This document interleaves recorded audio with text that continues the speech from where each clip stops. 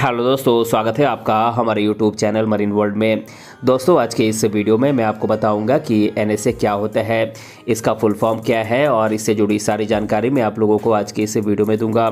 दोस्तों, वीडियो में आगे बढ़ने से पहले मैं आपसे रिक्वेस्ट करना चाहूँगा कि अगर आपने अभी तक इस चैनल को सब्सक्राइब नहीं किया है तो इसे ज़रूर सब्सक्राइब कर लीजिएगा और अगर आपको ये वीडियो पसंद आए तो अपने फ्रेंड के साथ इसे शेयर जरूर कीजिएगा। तो चलिए दोस्तों, इस वीडियो को स्टार्ट करते हैं। दोस्तों, एनएसए एक सुरक्षा कानून होता है। इस कानून को नेशनल लेवल पर लागू किया जाता है। दोस्तों, देश में बहुत से ऐसे लोग हैं जिन्हें इस कानून के बारे में जानकारी नहीं है। यदि आप भारत में रहते हैं तो भारत के अंतर्गत लागू होने वाले कानून की जानकारी आपको होनी चाहिए कि इस कानून को कैसे बनाया गया है, कैसे लागू किया जाता है और किस एक्ट के तहत इसमें लोगों को गिरफ्तार किया जाता है। इसीलिए दोस्तों, आज के इस वीडियो में मैं आपको बताने वाला हूं कि एनएसए क्या होता है, एनएसए का फुल फॉर्म क्या है। इससे संबंधित पूरी जानकारी मैं आप लोगों को आज के इस वीडियो में देने वाला हूं। दोस्तों, इस प्रकार के नेशनल लेवल के एग्ज़ाम्स के बारे में कंपटीशन एग्ज़ाम में भी पूछ लिया जाता है, इसीलिए ये युवाओं के लिए बेहद ज़रूरी है। इस वीडियो में मैं आपको बताने वाला हूं कि एनएसए क्या है, इसका फुल फॉर्म क्या है, इसे क्यों बनाया गया था। इन सभी बातों को आज की इस वीडियो में मैं डिटेल में बताने वाला हूं। दोस्तों, इस प्रकार की जानकारी आप लोगों को ज़रूर होनी चाहिए जो आपके लिए बेहद फ़ायदेमंद साबित होगी। यदि आप लोग इससे संबंधित पूरी जानकारी प्राप्त करना चाहते हैं तो आप हमारी इस वीडियो को अंत तक जरूर देखिएगा। दोस्तों, एनएसए एक प्रकार का कानून है जो हमारे देश को अधिक शक्ति और सुरक्षा प्रदान करने में सक्षम होता है। यदि कोई भी व्यक्ति किसी भी राज्य और सरकार के अंतर्गत उसकी व्यवस्था को सुचारू रूप से चलाने के स्थान पर उसमें बाधा उत्पन्न करने का कार्य करता है तो उसे एनएसए कानून के तहत गिरफ्तार करने का आदेश पारित कर दिया जाता है। यदि कोई व्यक्ति ऐसा है जो जरूरी सेवाओं के अंतर्गत बाधा उत्पन्न करने का कार्य करता है तो स्थानीय पुलिस को उस व्यक्ति को गिरफ्तार करने का अधिकार है। दोस्तों, एनएसए कानून पूरे देश भर में लागू है। यदि एनएसए की नियुक्ति की बात की जाए तो ये कैबिनेट समिति के द्वारा तय की जाती है। यदि आप जानना चाहते हैं कि संविधान के अंतर्गत एनएसए को किस आर्टिकल के अंतर्गत रखा गया है तो ये आर्टिकल 22 और सेक्शन 1 में मेंशन्ड है। दोस्तों, जैसा कि आप सभी जान गए होंगे कि एनएसए एक प्रकार का नेशनल लॉ है जिसे राज्य और सरकार की सुरक्षा के लिए लागू किया गया है। इसके तहत व्यवस्था को सुचारू रूप से चलाने में बाधा उत्पन्न करने वाले व्यक्तियों को सजा दी जाती है। लेकिन एनएसए एक शॉर्ट फॉर्म है। यदि इसकी फुल फॉर्म की बात की जाए तो एनएसए का full form national security agency होता है, जिसे हिंदी में राष्ट्रीय सुरक्षा कानून के नाम से जाना जाता है। दोस्तों, अब हम बात करते हैं कि एनएसए को क्यों बनाया गया था। दोस्तों, एनएसए कानून को राष्ट्रीय सुरक्षा अधिनियम के तहत 23 सितंबर 1980 को लागू किया गया था। उस समय देश में इंदिरा गांधी की सरकार थी। राष्ट्रीय सुरक्षा कानून को देश की सुरक्षा और शांति को बनाए रखने के लिए सामने लाया गया था। इस कानून के तहत पुलिस किसी भी व्यक्ति को हिरासत में ले सकती है। साथ ही साथ जिस व्यक्ति को हिरासत में लिया जाना है उसे किसी भी समय गिरफ्तार किया जा सकता है। दोस्तों, बात करें एनएसए कानून के तहत गिरफ्तारी कैसे की जाती है तो दोस्तों, एनएसए कानून के तहत जिस व्यक्ति को गिरफ्तार किया जाता है उसकी भी कुछ प्रक्रिया होती है।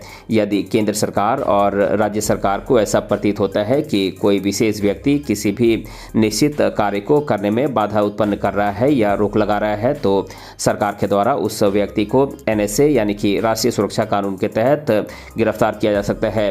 यदि कोई व्यक्ति ऐसा है जो कानूनी व्यवस्था के अंतर्गत बाधा उत्पन्न कर रहा है तो सरकार के द्वारा उसकी भी गिरफ्तारी का आदेश जारी किया जा सकता है। दोस्तों, एनएसए कानून के तहत राज्य सरकार भी अपने क्षेत्र के अंतर्गत गिरफ्तारी कराने की शक्ति रखती है।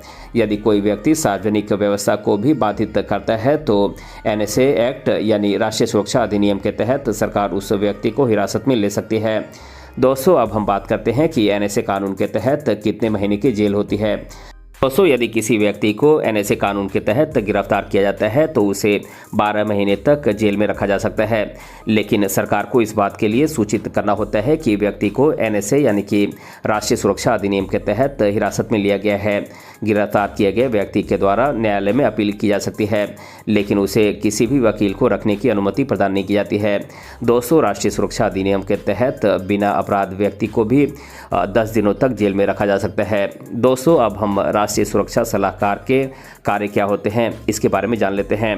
दोस्तों, यदि राष्ट्रीय सुरक्षा सलाहकार के बारे में बात की जाए तो उनके द्वारा राष्ट्र की सेवा में अलग अलग प्रकार के कार्य किए जाते हैं। यदि आप लोगों को राष्ट्रीय सुरक्षा सलाहकार के कार्यों की जानकारी नहीं है तो अब मैं आप लोगों को इसके बारे में डिटेल में बता देता हूं।